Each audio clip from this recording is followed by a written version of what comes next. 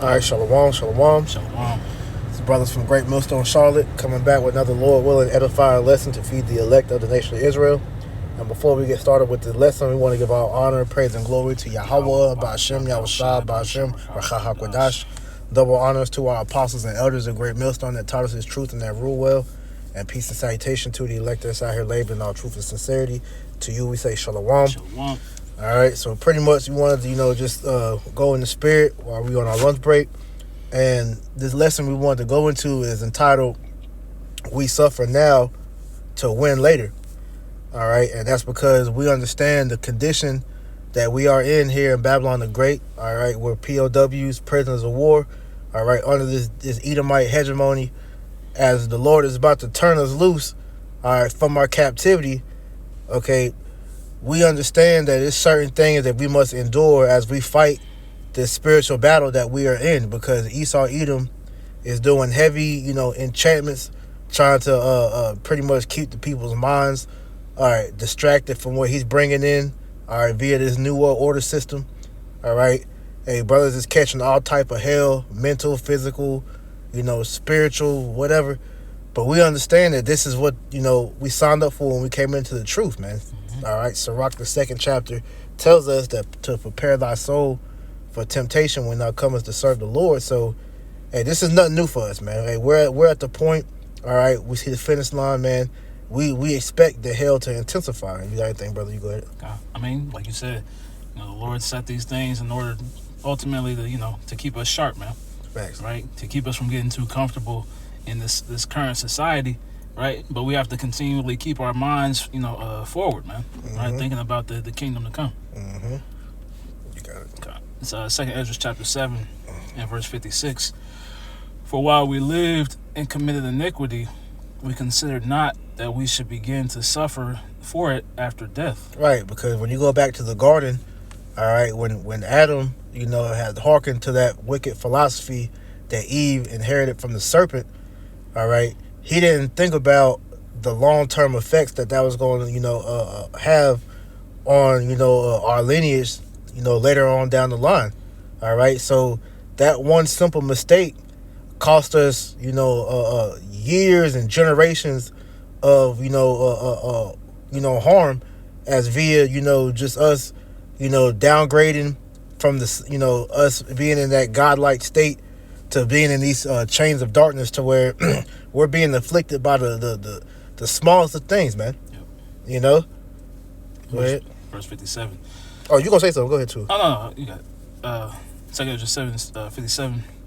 Then answered he me and said, This is the condition of the battle, which man that is born upon the earth shall fight. Right. It said this is the condition of the battle, because as we, have come along in this truth, all right, we understand the grand scheme of why Yahweh Ba'ashem Yahushua had these things happen to us, man. All right. It was all in the plot of the story for us to go off, all right, to lead us to this state to where we needed a savior to deliver us from the hell that we are facing here now, under the most wickedest of all heathen.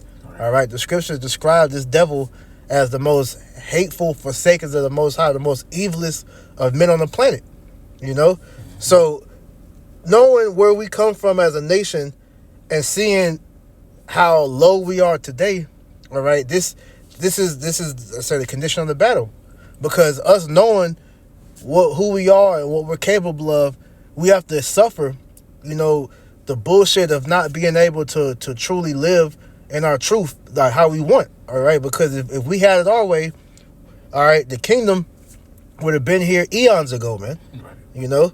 We'd be in our glory. We'd have these Edomites and the rest of these heathen under our foot, and we'd be living good.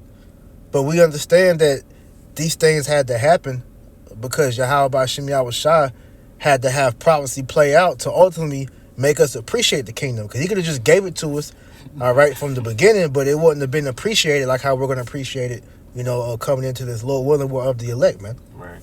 Now you get this word condition. Mm-hmm. It says in the Adam Online Dictionary, it says a requisite or prerequisite of stipulation. Right. So this is it's the things that are required in order to get to that next level, man. right? As we go from glory to glory, it's different trials and tribulations that we have to overcome, right? And that ultimate glory being the kingdom, like the scriptures say, through much tribulation, right, shall we enter into the kingdom, man. Right? So it's a lot that we got to go through to be worthy of what's to come, man. I got something for you. Romans 8:18. For I reckon that the sufferings of this present time are not worthy to be compared with the glory which shall be revealed in us. Right. They can't even. They're not even in the same room. They're not even in the same stratosphere, man. That's right. It's whatever you facing now, as hard as it may be, right? You can't measure it to what we're gonna receive, man. Right. And that's the beauty of having that vision, is that you can always look forward, look beyond your current circumstances, man. Because it says there in Jeremiah 29:11 that the Lord has an expected end for us, man. All right. Okay. Real quick. You got it. It's 2nd Ezra chapter 7 and verse 15. It reads, Now therefore, why disquietest thyself, seeing thou art but a corruptible man? And why art thou moved, whereas thou art but mortal? And the point being that disquiet, why are you in a state of anxiety, right? Why are you in a state of unease? Because this is the state of our bodies, man, right? We're subject to, right, these demons. We're subject to, these different attacks, right? But like it says in verse 16, why hast thou not considered in thy mind this thing that is to come, rather than that which is present, right? So it's always considering what's to come, right? Regardless of what you see yourself in currently, always think about what's to come, right? And, that being the destruction, the salvation, the kingdom being established, right? Seeing all these things, come to pass, right? That's where we know our hope lies, man. And that's where our comfort is. And to add to that, you gotta always look at it like, look at your current situation. It could be way worse than what we're seeing for ourselves, because we could be without the Spirit. We could be like these 2/3 in the world, completely oblivious to what Yahweh Hashem Yahushua is not only doing in the Spirit to elevate Israel as a whole, starting with the elect, but which is what he's doing, period, as far as in the world, according to prophecy, man. You could be totally out the loop, and lost out here. Jake still trying to chase the American dream, which at this point is foolish if you still think that this shit is legit, But we have been given insight to a better promise, Exactly. You got it. Okay. You want the Corinthians? Yeah.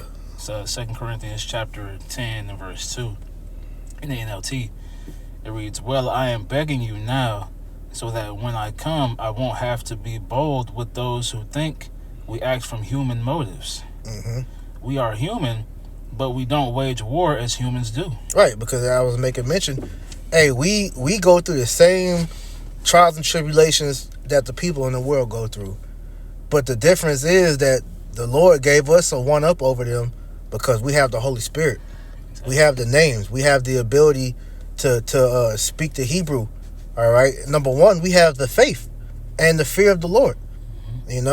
So we don't fight as the people in the world fight, because they use their carnality, whether it's their money, all right, whether it's them trying to take things into their own hands, which causes them to do crash out shit, or whatever the case may be. But we're here compelling you through the word to trust in Yahweh Hashem Yahushai, man. Because like I said, we go through the same struggles, we fight the same fight, but the Lord is showing us how to deal with that the correct way, man. Exactly. Verse 4. It's a lot. We use the Most High's mighty weapons, not worldly weapons, to knock down the strongholds of human reasoning and to destroy false arguments. We destroy every proud obstacle that keeps people from knowing the Most High. We capture their rebellious thoughts and teach them to obey Hamashiach. Right, so we use this truth to pretty much cut off all the things that this world can try to use to ensnare you, all right? Because, hey, Esau is like Geppetto using those puppet strings to try to keep you in the goddamn, the shit show. All right, so with this truth, with the the sword of salvation, the sword of which is the word of the Lord. All right, we're able to cut those strings that keep you tied to this world, but also in the same time bring you into the obedience of Hamashiach. As you read in the King James Version, we tear down all the strongholds that this world has over you. All right, so therefore you shouldn't worry about the things of this world, the money, your job, family members that come against you, whatever. You shouldn't care about the world at this point because this shit's about to pass away. Yep. That was part of the problem with a lot of things Jake tried to do is they were tearing down those strongholds, but there was nothing being built in its place. Exactly. So now you have the hope of something being established, right, in the place of what you have put your faith in previously, man. Heavy. 2 Timothy chapter 2 and verse 3.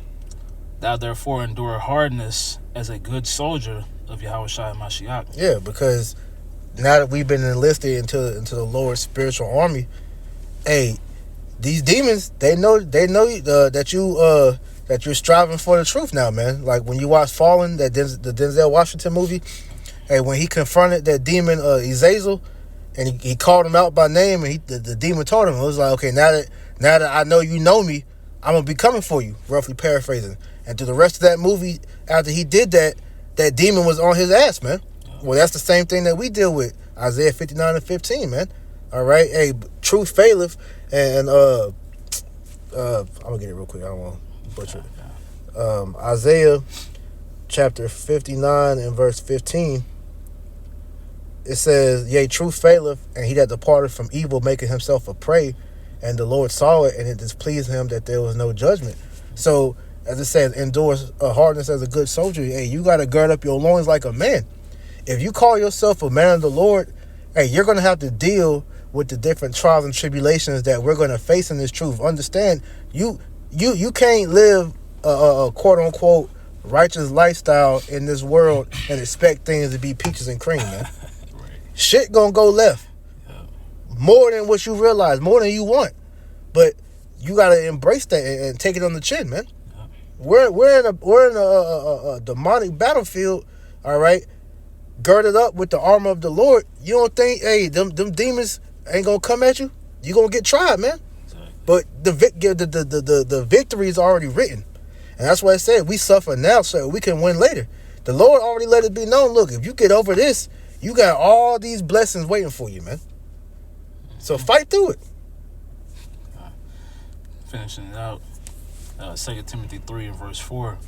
No man that warreth entangleth himself with the affairs of this life, that he may please him who hath chosen him to be a soldier. Right. You got to forsake this world just like Yahushua did, man.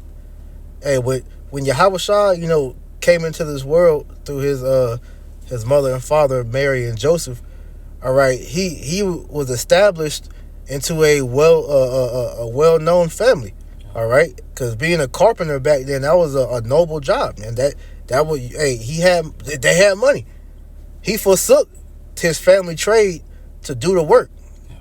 And that's the same thing in the essence that we did in the spirit. We forsook this world, all right, and we gave this truth. It became our world, and pretty much. Right. For lack of better words, because this is our world. This is everything that we have been looking for our whole life. Now that we found it, all right, we made this our everything. Everything else comes behind this, man. So no man of the Lord entangle himself with the affairs of this world, because the things of this world is temporary, man. Mm-hmm. All right, here today, gone tomorrow, man. Exactly. Verse 5. And if a man also strive for masteries, yet he is not crowned, except he strive lawfully. Yeah, and to strive lawfully, man, you gotta do right by the Spirit. Give the Lord what He requires of you, man. Yep. Okay, and hey, you scratch His back, He'll scratch your back, man. All He wants to see is you make the attempt to try. Right. All right, and because think about it, all these Israelites in the world, ain't nobody giving a damn about the Lord. But you have the light that shine onto you, man. So how much more is it for you to give the Lord, something as a thank you for waking you up out of this shit, man? Exactly. Anything else? That was it. It's 11 now. So. Yeah. So, kind of say with that, you want to just throw this, quick lesson up through the spirit. So, pray was edifying. So, with that, we want to give all honor, praise, and glory to Yahweh, Bahashim, Yahushua, Bahashim, Rachak, double honors to our apostles and elders of Great Millstone that taught us the truth and rule well. And peace and salutation to the elect. Until next time, I say shalom. Shalom. Shalom.